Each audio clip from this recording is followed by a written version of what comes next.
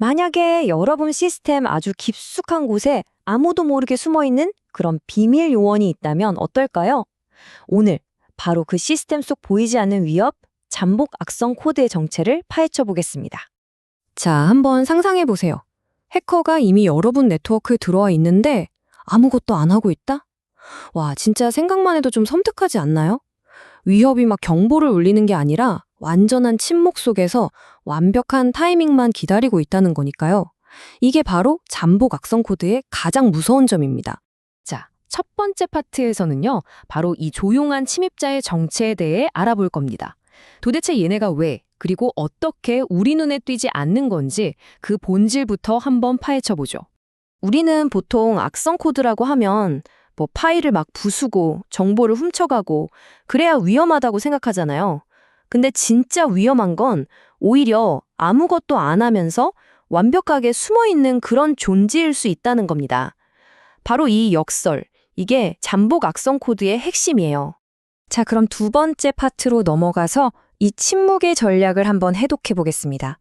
전문가들은 이걸 잠복, 영어로는 도만트 상태라고 부르거든요. 이 용어가 정확히 뭘 의미하는지 한번 보시죠. 정의를 보면 여기서 가장 중요한 단어가 바로 의도적으로 비활성이라는 부분입니다. 이게 무슨 뜻이냐면 그냥 오류가 나거나 고장난 게 아니라는 거죠. 탐지를 피하려고 아주 정교하게 계산된 전략이라는 뜻입니다. 차이가 아주 명확하죠. 왼쪽에 있는 활성화 악성 코드는요, 막 시끄럽게 움직이면서 즉각적으로 피해를 입히려고 하다가 보안 스캐너에 금방 걸려요. 그런데 오른쪽에 있는 잠복 악성 코드는 목표 자체가 장기적인 은폐입니다. 이건 거의 보안 시스템을 비웃기라도 하듯이 완벽한 침묵을 지키도록 설계된 거죠. 이게요, 그냥 단순한 바이러스의 기능이 아니에요. 이걸 누가 쓰냐면 바로 지능형 지속 위협, 우리가 흔히 APT라고 부르는 공격 그룹이 사용하는 고도의 전술입니다. 이 사람들은 보통 국가의 지원을 받기도 하는 그야말로 최고 수준의 해커들이에요. 목표 하나를 딱 정하면 몇 년 동안 끈질기게 공격을 준비하는 그런 전문가들이란 말이죠. 자, 세 번째 파트입니다. 바로 숨는 기술. 그렇다면 이 공격자들은 구체적으로 어떤 기술을 써서 우리의 방어망을 피해가는 걸까요? 그 치밀한 공격 계획을 단계별로 한번 따라가 보시죠. 핵심 목표는 딱 하나, 탐지 우회입니다. 이게 왜 똑똑하냐면요. 우리가 믿고 있는 백신이나 샌드박스 같은 보안 도구들은 대부분 뭔가 나쁜 행동을 해야 탐지하도록 만들어졌거든요. 잠복 악성 코드는 바로 그 허점을 파고드는 거예요. 아무 행동도 안 하니까 보안망을 그냥 유유히 통과해버리는 거죠. 공격 계획을 보면 아주 체계적이에요. 자, 1단계로 시스템에 몰래 침투합니다. 그리고는 뭘 할까요? 바로 즉시 2단계, 수면 모드로 들어가 버리죠.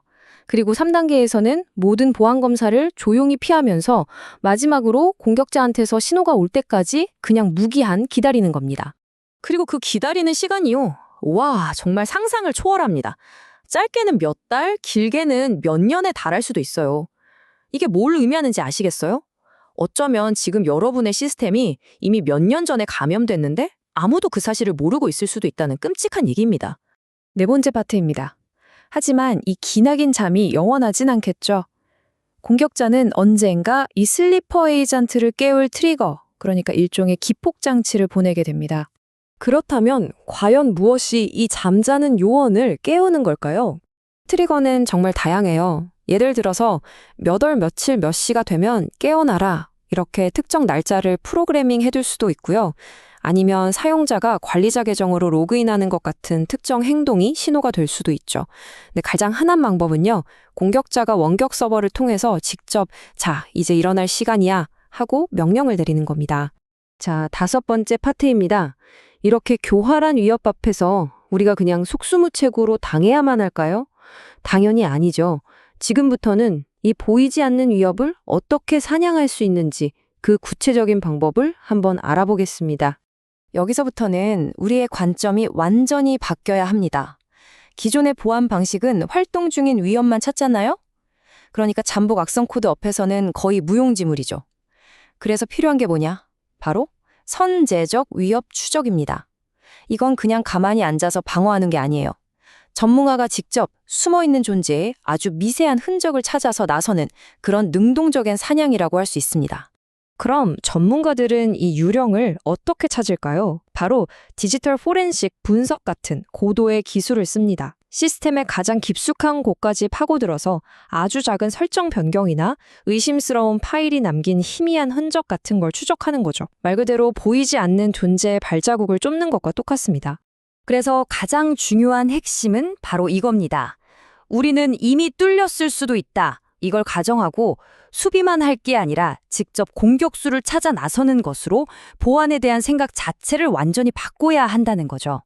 오늘 내용을 마무리하면서 이 마지막 질문을 여러분께 한번 던져보고 싶습니다. 잠모각성 코드라는 존재는 우리에게 지금 우리 괜찮나? 이걸 묻는 게 아니에요.